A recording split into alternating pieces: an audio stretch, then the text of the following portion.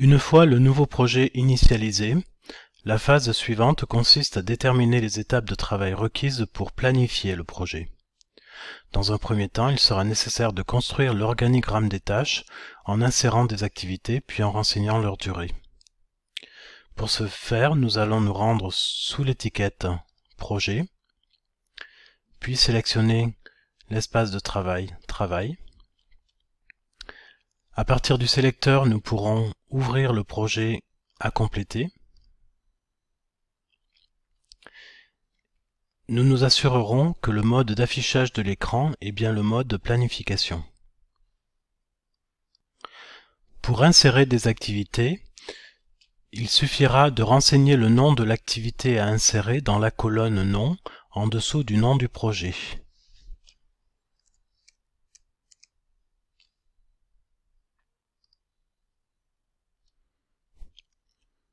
On pourra ainsi insérer les activités les unes après les autres.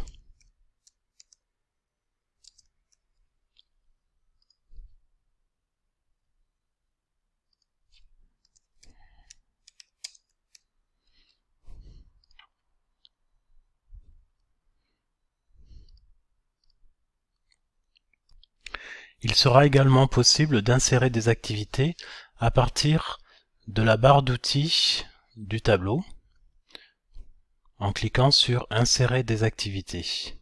On va pour cela sélectionner une activité. On pourra, à partir de cette activité, insérer une activité avant l'activité sélectionnée. Après, on pourra également insérer directement une activité enfant qui dépendra de l'activité sélectionnée. Dans notre cas, on pourra créer l'activité enfant cadrage, puis insérer une activité après, réalisation. Ces deux activités seront des activités enfants de l'étude 1 qui sera l'activité parent.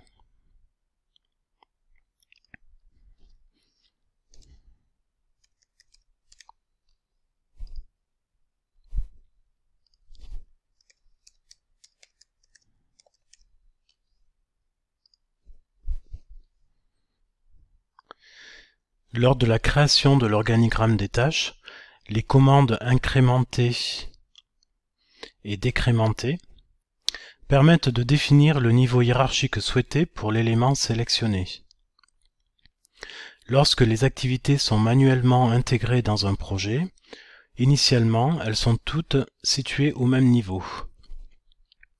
Les boutons incrémenter et décrémenter permettent alors aux utilisateurs de structurer les activités en différents niveaux.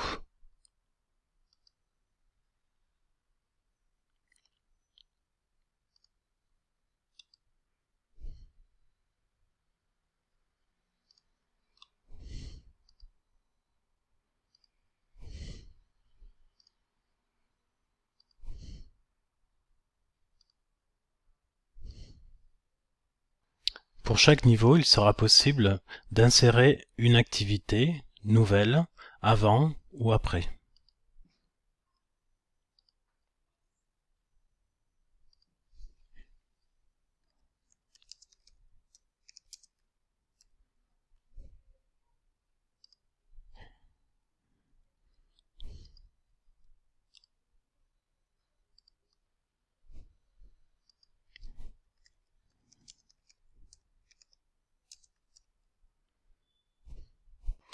À tout moment, il sera possible de supprimer une activité créée.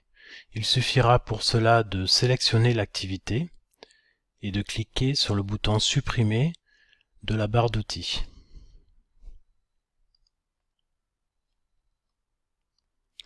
Une fois que le projet a été découpé en activités pilotables, l'étape suivante consiste à estimer la durée des activités, c'est-à-dire la quantité de temps requise pour exécuter chacune des activités. On va renseigner cette durée dans la colonne Durée. Lors de l'estimation des durées, on ne prendra en considération que les activités des niveaux les plus bas de l'organigramme des tâches, représentant le travail réel, c'est-à-dire les activités élémentaires ou les activités enfants. On pourra renseigner la durée en nombre de jours,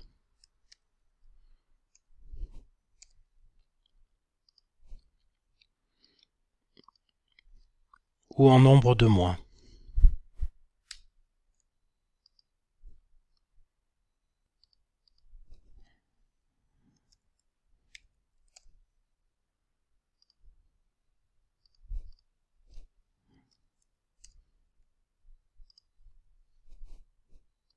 Une fois les durées renseignées, les activités se retrouvent matérialisées dans la partie graphique par des rectangles rouges.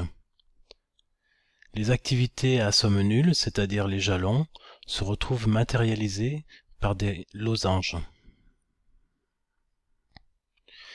Les activités des niveaux supérieurs, c'est-à-dire ici l'étude 1, l'étude 2, résument quant à elles le travail inclus dans les tâches de niveau inférieur. Ce sont donc les activités parents, par opposition aux activités enfants.